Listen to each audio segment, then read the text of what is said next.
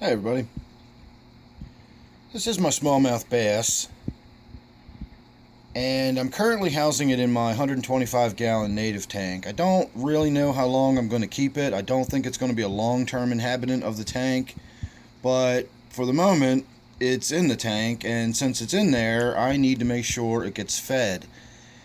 And unfortunately it is a predatory fish and it needs other fish to eat, or possibly some crayfish. That's another delicacy for the smallmouth bass here.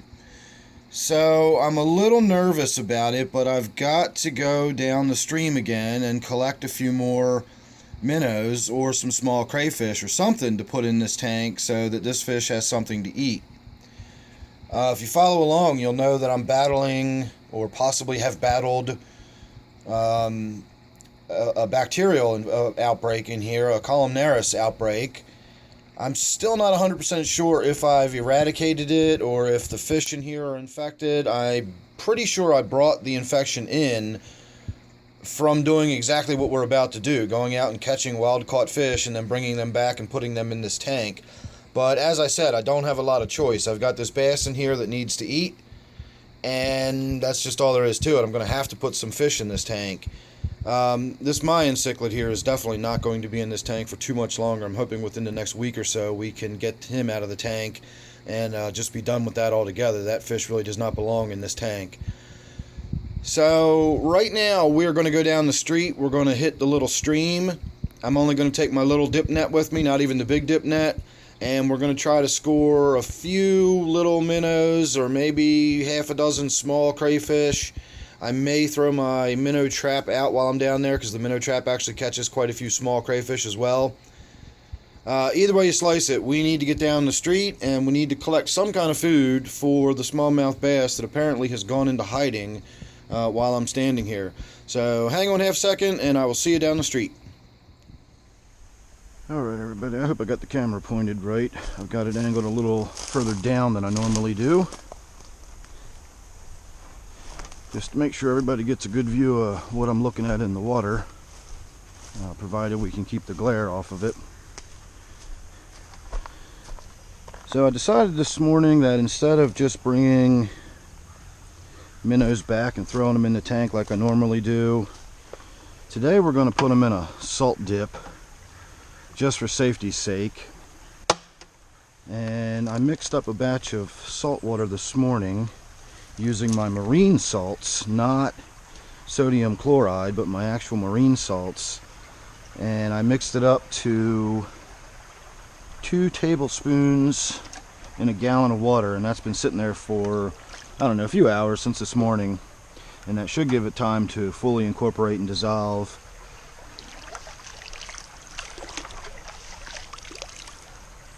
So when we get back, we will be able to dip these fish and crayfish into a really high concentration, and if they've got any external parasites or they are carrying any bacterial or even fungal infections, the salt bath should clear it up before they go into the main tank. So we'll have a look at that when we get back to the house too. Right now I'm just looking for little tiny crayfish. You can usually find them over here. I don't know if you saw that little darting motion. I think that's one of those sculpin. Possibly a darter. I always get the darters and the sculpins confused. They look really similar to me. Normally there's an abundance of little tiny crayfish over here. Here's one. Let's see if we can wiggle him on out of his hole. There we go. Oh, got away.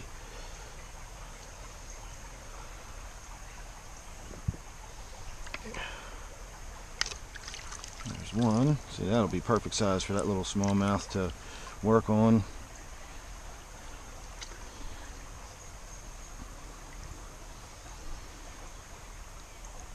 And we're sporting what I think of as my British schoolboy look today. I got my sealskin socks on that come up just below the knee, and of course my shorts that come down just above the knee. And it always makes me want to sing about how I don't need no education. There's a little minnow. And I certainly don't need no thought control. Another one. See, we only need a few of these. So that's why I wasn't too worried about coming down, you know, prepared to really bring home a lot of minnows today. If we can get 3 or 4 of them, that'll be plenty to put in the tank just as a food source for that bass. See, there's 3 more nice size ones.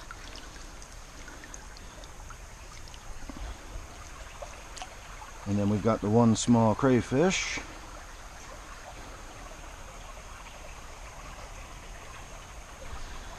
So let's take a walk down this way a little bit and see if we can't spot any more small crayfish. I'm not too worried about any more minnows. That'll be plenty for a food source.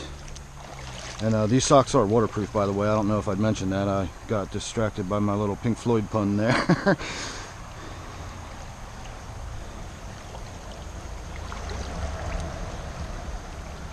I just saw a fairly large one dart and hide over there.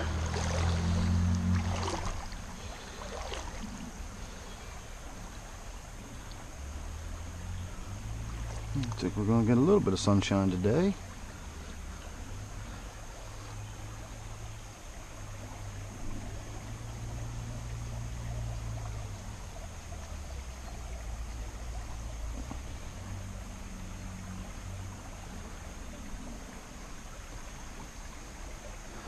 I probably should have brought my little minnow trap.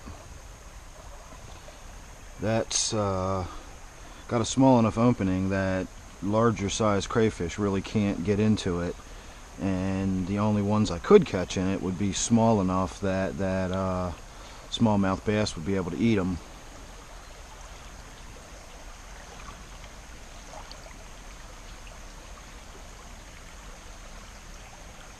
And I don't see any more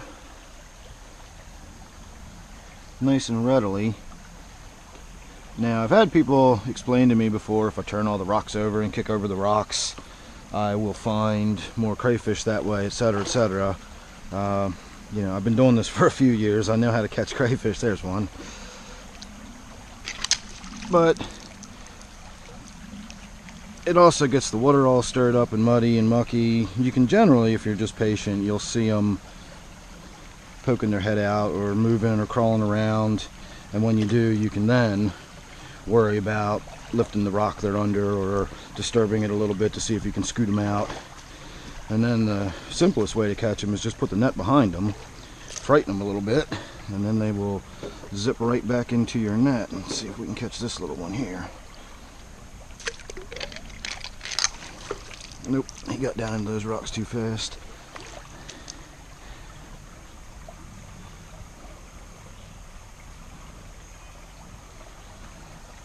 And if I was out here really looking for crayfish, like I was going fishing and I needed to find some bait and I wasn't out here just kind of messing around, I really had something I wanted to get done, I would hunt for them a little more aggressively. But I'm thinking as much about the video I'm shooting as I am about catching the actual crayfish, so you got to keep that in mind as well. I've got to be my own cameraman while I'm out here, so that's always a concern.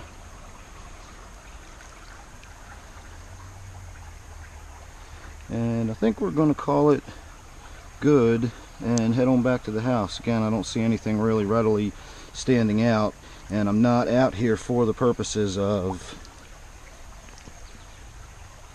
that wasn't a crayfish after all. I'm not really out here for the purposes of finding stock for the tank. I'm out here for finding food for the bass that's in there. And of course I figured if we could catch a few little crayfish or something while we were here, why not? Let's see if we can do something with that one. There he goes. Nope, he went back between my feet.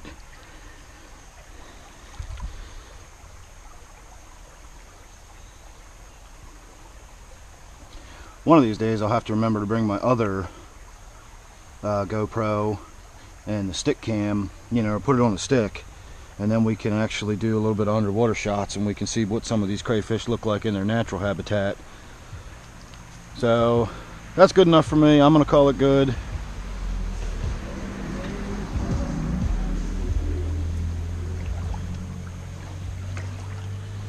Drive on back up to the house and we'll do a do the bath we were talking about. I have a feeling that's a bad idea. There we go. So give me 2 minutes to drive on up the street, and I will see you back in the basement. Alright everybody, we've got them in their salt bath now, and I will say that I decided when I got home I was going to check the specific gravity, and I don't know if I mentioned this when we were down the stream or not, but I had 2 medium rounded tablespoons of sea salt. I know you can see a bunch of sodium chloride, just table salt back there. That's not what I used. I used my bucket of actual instant ocean sea salts. And I thought, you know what, you can see the fish are already trying to get out of it, so it's getting about time for this bath to be over with. But I decided to check the specific gravity, and at 2 tablespoons we were only at 1.005, which is not very much. So I put in 3 more heaping tablespoons, and I've brought the specific gravity up to 1.023. So we are squarely, firmly into the realm of seawater at this point. There's probably some of you out there now watching this that have marine tanks that don't have a specific gravity that high. So they've been in there for about 10 minutes now, and as you can see, they're starting to become distressed, and they're trying to get out of the water. When you have fish that jump a lot and try to get out of the water, it's because the water is very inappropriate for them in some fashion or another. And this, of course, is because they're not really meant to be in ocean water. So I'm going to go ahead and rinse them out and put them back in fresh water, and then we'll go over and pour them into the tank. Alright everybody, here we are, and it almost looks like the bass is ready and waiting, so let's see what happens. This should be pretty quick. Maybe if I can get 1 or 2 at a time to go in. Boom. Gone.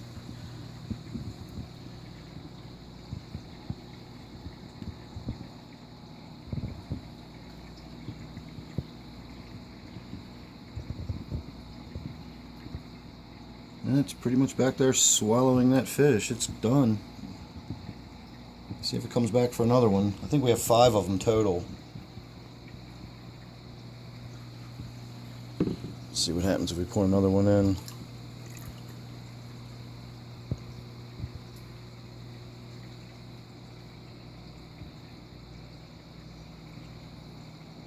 Oh, you got it.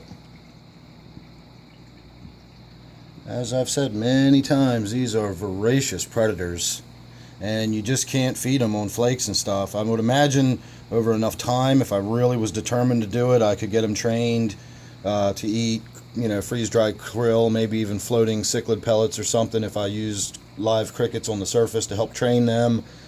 But honestly, as I've already mentioned, I don't know if we're going to even have this fish in here long enough for me to worry about all that. So I got 3 more little minnows and those 2 crayfish to put in, so I suppose they will last for at least a little while. I always love watching crayfish sink through the water. They scrabble their little legs around, keeping themselves upright. So these minnows are probably going to hunker down for a little while. You can see they're already sort of lying low and getting down into the rocks. We've got one over here that already looks like it's making a friend, or possibly not. And here comes the bass again. These pieces of wood keep getting in the way. He took another shot at him, but he missed. He's already got a big fat belly. I'm really almost surprised, not really, but almost surprised that it is still going after this minnow. But it's going after these minnows in the same way that a cat goes after balls of yarn. It can't help it. This is just instinct. This is, boom. Man, they're fast. This is just what they do. They see fish and they try to eat them. I don't even know where he went. I can't tell whether he got one or not. Man, every time I move, he gets right back behind the log again. So he's definitely going to begin associating me with food if I keep doing this. Oh, he's still just chasing that one back there around.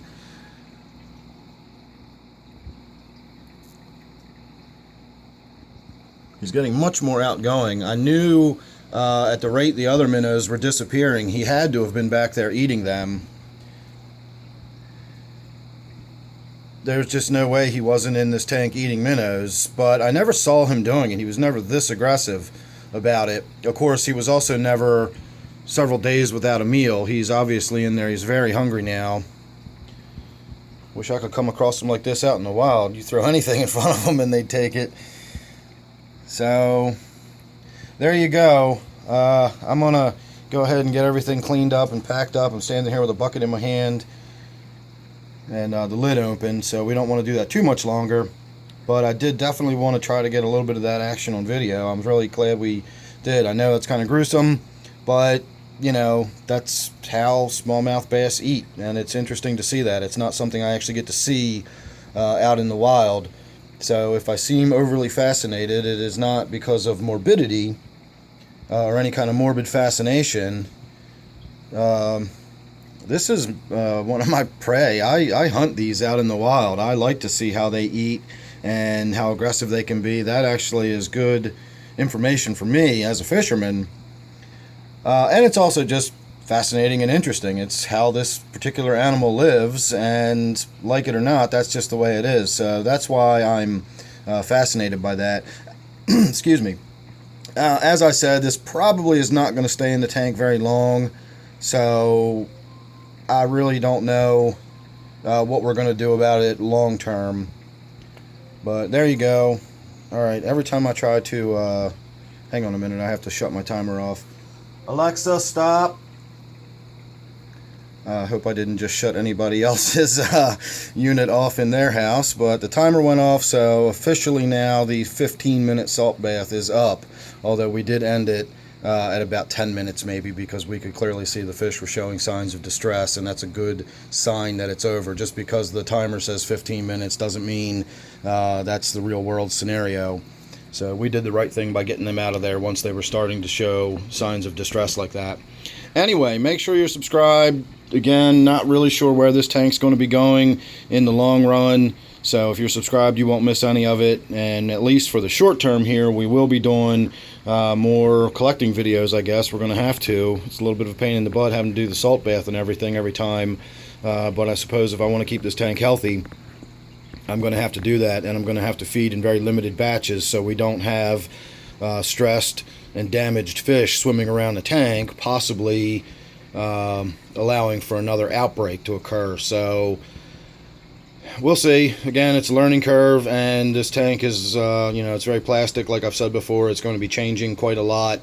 It's going to be in flux for a little while until we settle on what it's going to be ultimately. So again, if you're subscribed, you won't miss any of that. And thank you for watching this one. Don't forget, this one is my native tank. Have one last look at that smallmouth bass. I'll say thanks again, and we'll see you real soon in the next one.